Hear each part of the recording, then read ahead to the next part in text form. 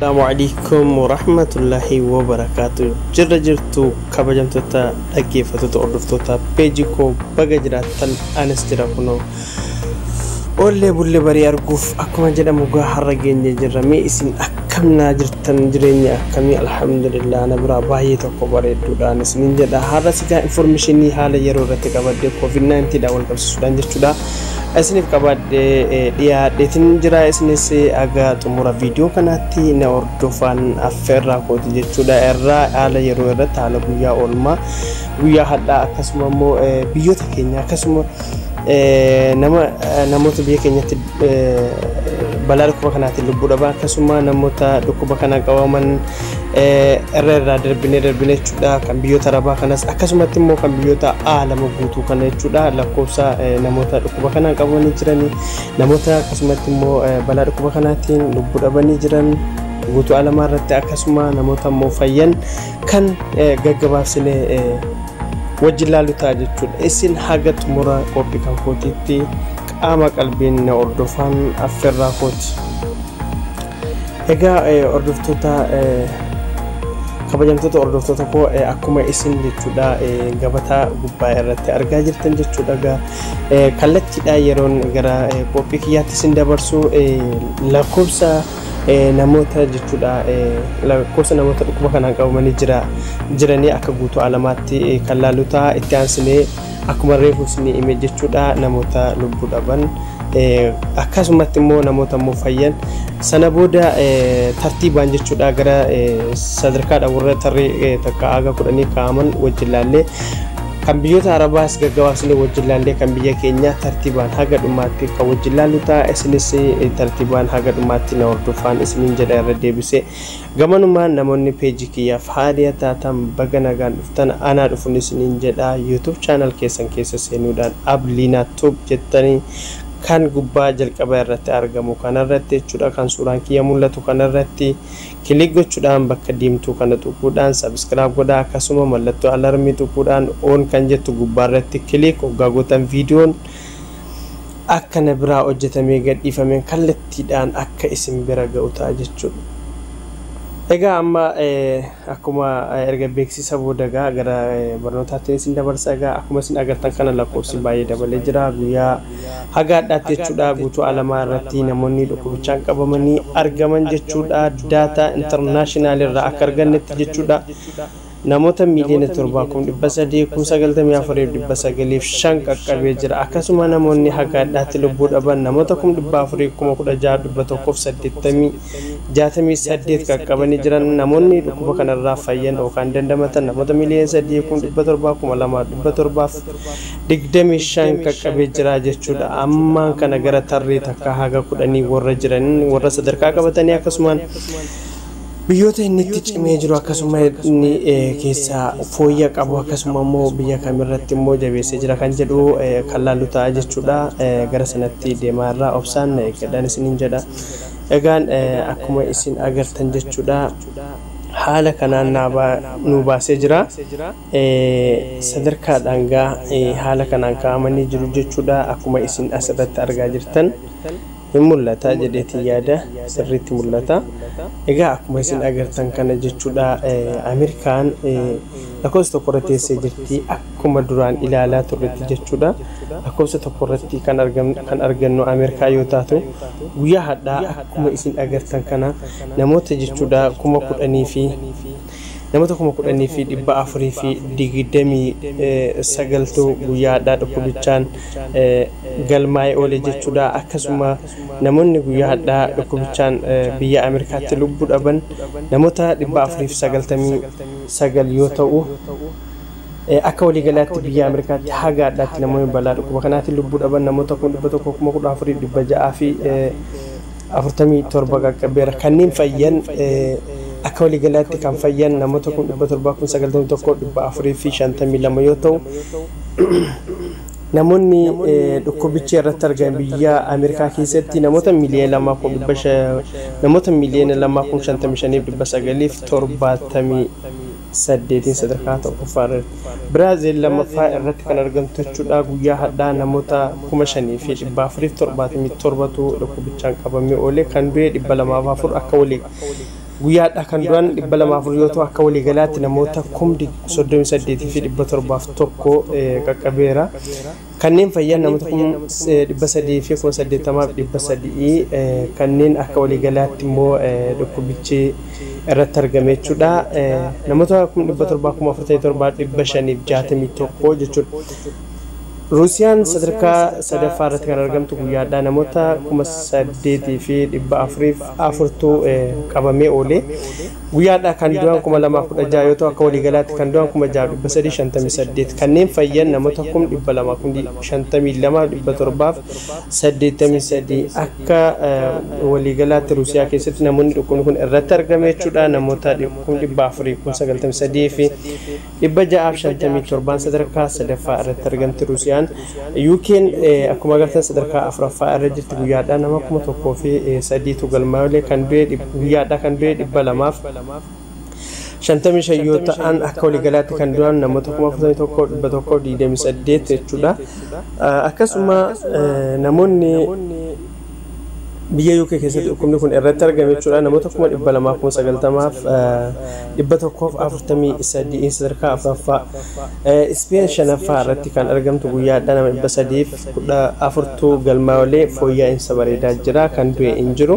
Akka waliigalaatti kan du'an namoota 27,136 jechuudha. Akkasuma namoonni biyyicha keessatti dhukkubni kun irratti argame namoota 289,360 fi 360 jechuudha. Indiyaan guyyaadhaa namoota 12,151 galmeessee oolte. Kan du'an guyyaadhaa namoota 387 ta'u akka waliigalaatti kan du'an namoota 8,106 akkasuma kanneen fayyan namoota 140,924 biyyattii keessatti namoonni hagadhaatti dhukkubni kun irratti argame jechuudha. Namoota 286 fi 931 sadarkaa ja'affaa irra jirti Indiyaan jechuudha. Itaaliin sadarkaa 7ffaa irratti kan argamtu, Indiyaan ja'affaadha. Itaaliin 7ffaa irratti kan argamtu guyyaadhaa kan dhukkubichaan Itaalii keessatti qabame namoota 202 yoo ta'u kan du'an namoota 71 guyyaadhaa.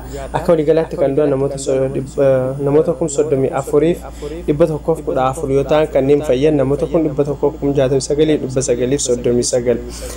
Biyyicha keessatti kan namoonni hagadhaatti dhukkuba kanaan dhukkubni kun irratti argame jechuudha. Namoota 235,700 fi 63 sadarkaa 7ffaa irratti argamti Itaaliin jechuudha. Egaa Peeruu guyyaa sadarkaa 8ffaa irratti kan argamtu guyyaadhaa kan dhukkubichaan galmaa'ee hin jiru akkasuma kan guyyaadhaa du'aan galmaa'ee hin jiru. Akka waliigalaatti biyyattii keessatti kan du'an namoota 5,738 yoo ta'u kanneen fayyan namoota 92,929 jechuudha. Akkasuma namoonni dhukkubni kun irratti argame biyyattii keessatti namoota 2,336 jechuudha. Jarmaan sadarkaa 9ffaa irratti argamti fooyya'ina jira. Akkasuma namoota mana 10,000tiin qabamaa ture biyya Jarman keessatti akka guyyaarraa garuu namoota 350tu dhukkubichaan qabame baay'ee tokko fooyya'ina qabdi Jarman. Kun akkuma agartan guyyaadhaa nama 9 qofatu du'e jechuudha. Akka waliigalaatti kan biyya Jarmanitti dhukkubichaan lubbuu dhaban hagawwanaatti jechuun namoota 8,840 yoo ta'u kanneen fayyan namoota 1,160,700 jechuudha.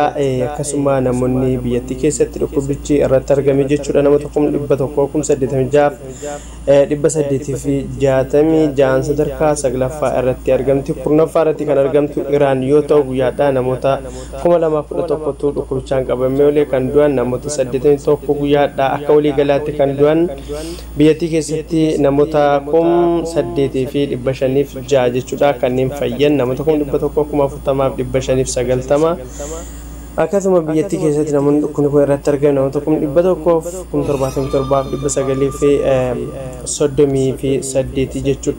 Akkuma agartan Turkiin sadarkaa 11ffaatti ol deebitee sadarkaa 7ffaa irra turte baay'ee fooyya'ina agarsiisaa jirti. Turkiin guyyaadhaa namoota 922 qabamee oolee kan du'an namoota 17 yoo ta'u guyyaadhaa akka waliigalaatti biyya Turkiitti namoonni hagadhaatti lubbuu dhaban namoota 4,446 kanneen fayyan ammoo namoota 1,146,839 akkasuma biyya Turkii keessatti jechuudha hagadhaatti dhukkubni kun namoonni inni irratti argame namoota 1,173 sadarkaa 11ffaa irra kaa'amtee jirti jechuudha.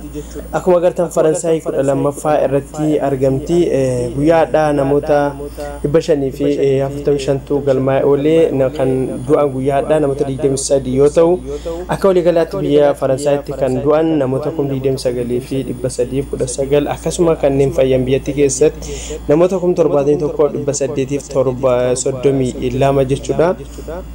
Akka waliigalaatti biyyattii keessatti namoonni dhukkubni kun irratti argame namoota 1,155,136 jechuudha. Egaa kun sadarkaa tokko haga 10 kan isiniin jedhee ture haga 12 laallee jechuudha. Akkasuma itti aansinee kan biyyoota Arabaa kana jechuudha. Fakkeenyaa dura kan Saa'udii ilaalla. Saa'udiin sadarkaadhaan akka walaallee 16ffaa irratti argamti guyyaa hadhaa haala nama sodaachisuun jechuudha dabalaa jira kan biyya Saa'udii kuni. Akkuma agartan namoota 3,717 guyyaa hadhaa qabamee oolee dhukkubichaan kan du'an guyyaa hadhaa qofa namoota 36 yoo ta'u akka waliigalaatti kan du'an namoota 819 qaqqabeera. Kan fayyan ammoo namoota 77,954 jechuudha. Akkasuma biyyattii keessatti haga hadhaatti namoonni dhukkubni kun irratti argame jechuudha. Namoota 112,208 jechuudha. Akka sadarkaatti yoo ilaalle sadarkaadhaan 16ffaa irratti jirti jechuudha. Qatar akkuma agartan sadarkaa 20ffaa irratti argamti guyyaadhaa namoota 1,716 dhukkubichaan qabamee oolee akkasuma kan du'an guyyaadhaa nama 4 yoo ta'an akka waliigalaatti namoota 66 qaqqabeera. Kan fayyan namoota 49,413 yoo ta'u akka waliigalaatti biyyattii keessatti namoonni hagadhaatti dhukkubni kun irratti argame jechuudha. Namoota 73,595 qaqqabee jira jechuudha. Akka sadarkaatti yoo ilaalle sadarkaa 20ffaa irra teessee jirti jechuudha. Itti aansinee kan argannu United States Dubaayiidha jechuudha. Dubaayii akkuma agartan guyyaa hadhaa namoota 603 dhukkuba kanaan qabamee oolee fooyya'ina hin qabdi Dubaay. Akkasuma kan guyyaa hadhaa du'ee nam tokko yoo ta'u akka waliigalaatti kan du'an namoota 284 akkasuma namoonni biyyattii keessatti dhukkubicharraa dandamate yookaan kan fayye namoota 24,17 jechuudha. Akkasumatti namoonni dhukkubichi irratti argame jechuudha biyyattii keessatti namoota 40,507 jechuudha. Akka sadarkaatti olaallee sadarkaa 28ffaa irratti argamti. Kuweet egaa akkasuma biyya ollaa Saa'udii kun guyyaadhaa namoota 683tu dhukkubichaan qabamee oolee kan du'e nama 2 yoo ta'u guyyaadhaa akka waliigalaatti namoota 275 kan fayyan namoota 23,283 akka waliigalaatti kan dhukkubni kun irratti argame jechuudha. Namoota 33,823 akka sadarkaatti yoo ilaalle sadarkaa 23ffaa irratti argamti jechuudha.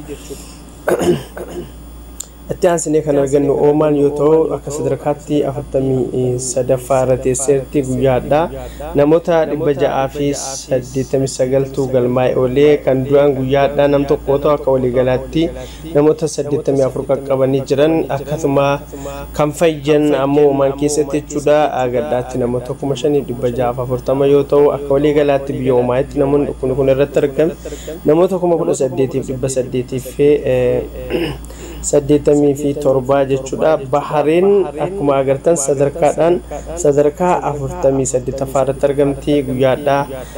Namoonni dhukkuba kanaan galmaa'anii oolan jechuudha. Namoota akkuma 469 yoo ta'u kan du'an guyyaadha. Nama tokko akka olii galaatti nama 30 qaqqabe kan du'e. Kanneen fayyan namoota 11,109 jechuudha. Akkasuma immoo namoonni biyya Bahariinitti dhukkubni kun irratti argame agaddaatti namoota 16,200 jechuudha. Kun egaa kan biyyoota Arabaa irraa gaggabaabsee keessaa biyyoota 3-4 kanan isiniif dhiyeessuudha yaaleedha jechuudha. Akkuma isin agartanii sadarkaa inni walirraa faffageessee kaa'aa waan ta'eef namaaf haalli mijatu jechuudha asirratti isiniif dhiyeessuudhaaf jechuudha. Kanaaf inni biyyoota muraasa irraa isin kakaase amma kan ilaallu jechuudha. Kan ollaa biyya keenya Egipti kan laallee akkasuma taasisnee Suudaan laallee kan biyya keenya Keeniyaa Somaaliis akkasumatti gaggabaabsinee ilaallu ta'a jechuudha. Egaan akkuma agartan guyyaadhaa biyya Egipti keessatti namoota 1,455 guyyaadhaa dhukkubichaan qabamee oole. Akkasuma kan du'an guyyaadhaa namoota 36 yoo ta'u akka walii galaatti kan du'an namoota 1,342 qaqqabe. Kan fayyan namoota 10,289 akkasuma namoonni akka walii galaatti biyyattii keessatti jechuudha dhukkubni kun irratti argame namoota 38,284 jechuudha. Akka sadarkaatti yoo laallee sadarkaa 30ffaa irratti argamti Egiptiin jechuudha. Kanatti aansinee Suudaan ilaalla. Suudaan akka sadarkaatti yoo laallee sadarkaa 70ffaa irratti argamti. Kun akkuma agartan jechuudha guyyaadhaa kan du'e kan galmaa'es ta'e kan du'e hin jiru. Kan guyyaa hadhaa egaa akkuma agartan bakki duwwaa jira. Akka waliigalaatti kan du'an namoota 389 jedha Suudaan keessatti. Kuni kanneen fayyan namoota 200 fi namoota 2,127 yoo ta'u akka waliigalaatti biyyattii keessatti namoonni hagadhaatti dhukkubni kun irratti argame jechuudha. Namoota 6,427 akka sadarkaatti yoo laallee sadarkaa 70ffaa irra teessee jirti Suudaan jechuudha. Egaa kanatti aansuudhaan egaa akkuma agartan Keeniyaan sadarkaa 86ffaa irratti argamti guyyaadhaa. Namoota 105 galmeessitee oolte kan du'e ole guyyaadhaa nam tokkootu akka waliigalaatti namoota 89 qaqqabeera. Kanneen fayyan namoota 1,148 jechuudha. Akkasuma biyyattii keessatti agadhaatti namoonni dhukkubni kun irratti argame jechuudha. Namoota 3,094 akka sadarkaatti sadarkaa 86ffaa irratti argamte jechuudha. Akkasuma itti aansine egaa kunoo in agartanii biyya keenyatti nu dhufa Itoophiyaa jechuudha. Itoophiyaan egaa guyyaa 4 dura yoo yaadattan ta'e viidiyoo ani isinii waraabe irratti 300 irratti turte. Amma meeqa irratti sadarkaa 91ffaa irratti gadi dhuftee jirti jechuudha. Kana jechuun egaa in dabalaa jira agarsiisa jechuudha. Sanii haala cimaadhaan fakkeenyaaf guyyaa 4-5 kana keessatti sadarkaa 105 irraa sadarkaa 91ffaa irra dhufu jechuun yoo xiqqaate biyyoota meeqa dura buute jechuudha. Biyyoota 12 akkas dura buuteeti jechuudha guyyaa 4-5 kana keessa. Kana jechuun immoo haalaan akka dabalee jiru agarsiisa jechuudha. Fakkeenyaaf guyyaadhaa namoota 170tu dhukkubichaan qabame ole biyya keenya keessatti. Akkasuma kan du'e namoota 3 yoo ta'an akka waliigalaatti kan du'an namoota 35 qaqqabanii jiran jechuudha. Kanneen fayyan namoota 401 yoo ta'u akka waliigalaatti biyya keenya keessatti dhukkubni kun kan inni irratti argame namoonni inni irratti argame jechuudha namoota 2,506 qaqqabee jira jechuudha. Egaa itti aansinee Soomaaliyaan arganna. Soomaaliyaan sadarkaa 92ffaa irratti argamti guyyaadha. Namoota 36tu galmaa'ee oolee kan du'e hin jiru jechuudha. Akkasuma akka waliigalaatti kan du'an namoota 85 biyya Soomaaliyaa keessatti balaa dhukkuba kanaatiin kan lubbuu dhaban jechuudha. Kanneen fayyan biyyattii keessatti jechuudha namoota 506 yoo ta'u akka waliigalaatti Soomaaliyaa keessatti namoonni dhukkubni kun irratti argame namoota 2,452 jechuudha. Egaa kabajamtoota hordoftoota qophii kootii qophiinan guyyaa addaatiif qopheeffadhee isiniif dhiyaadhe kana fakkaata. haga qophii biraatiin walitti deebinutti nageenyi rabbii bakka jirtanitti isiniif haa baay'atu. Wassalaamu alaikum wa rahmatullaahi wa barakaatuh.